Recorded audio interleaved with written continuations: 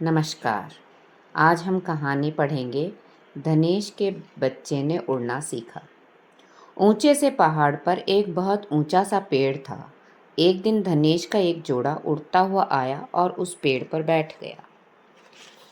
नर धनेश ने अपनी तीखी चोंच से पेड़ के तने की कोटर में अपना घर बनाना शुरू कर दिया। मादा धनेश चुपचाप घोंसले को बनते देखती रही।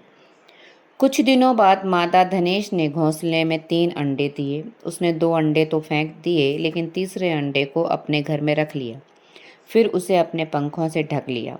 मादा धनेश ने अपनी ही बीट से घर में घुसने के एकमात्र रास्ते को बंद कर दिया। वहां अब केवल एक छोटा सा सुराख था, इतना छोटा सा सुराख कि बस चोंच बाहर आ सके। नर धनेश बाहर ही रह गया।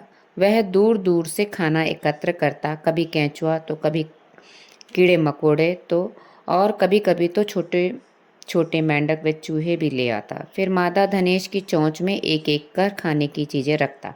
ऐसा कई दिनों तक चला। एक दिन उसे नवजात धनेश की चहचहाहट घर के भीतर से सुनाई दी। छोटे से बच्चे की चींची सुनकर नर धनेश खुशी से फूला नहीं समाया। कुछ दिनों बाद उसने घोंसले के बंद रास्ते को खोल दिया। मादा धनेश अपने बच्चे के साथ घोंसले से बाहर आ गई। माता पिता की देखभाल और भोजन से धनेश का बच्चा धीरे धीरे बड़ा होने लगा और इसी तरह धनेश के बच्चे के पंख भी निकल आए। अब उसका उड़ान भरने का समय आ गया था। एक दिन उसने घोंसले से नीचे झांका। अरे बाप रे, इतनी ऊंचाई! उसकी उड़ान भरने की हिम्मत जवाब दे गई। बच्चा उड़ने से डर रहा है, यह जानकर माता पिता चिंतित हो गए।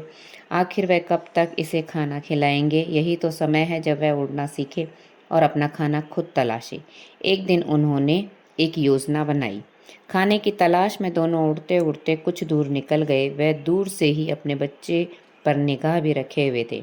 उधर धनेश का बच्चा इंतजार कर रहा कि माता पिता खाना लेकर आएंगे, लेकिन माता पिता तो दूर दूर तक कहीं दिख नहीं रहे थे। शाम हो गई और वह नहीं आए। अब धनेश का बच्चा भूख से बेहाल हो रहा था। वह धीरे धीरे घोंसले से बाहर आया और पेड़ की टहनी पर बैठ गया।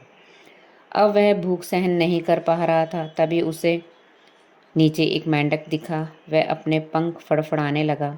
अचानक ही वह उड़ने लगा और मेंढक की ओर बढ़ने लगा। धनेश को अपने ऊपर झपटते देख मेंढक भी उछल कर भागा, लेकिन पलक झपकते ही उसने मेंढक को एक झपट्टे में पकड़ लिया और ऊपर की ओर उड़ान भर ली।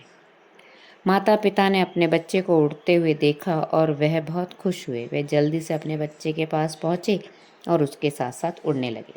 धनेश का बच्चा ऊंची उड़ान ले रहा था, ऊंची और ऊंची।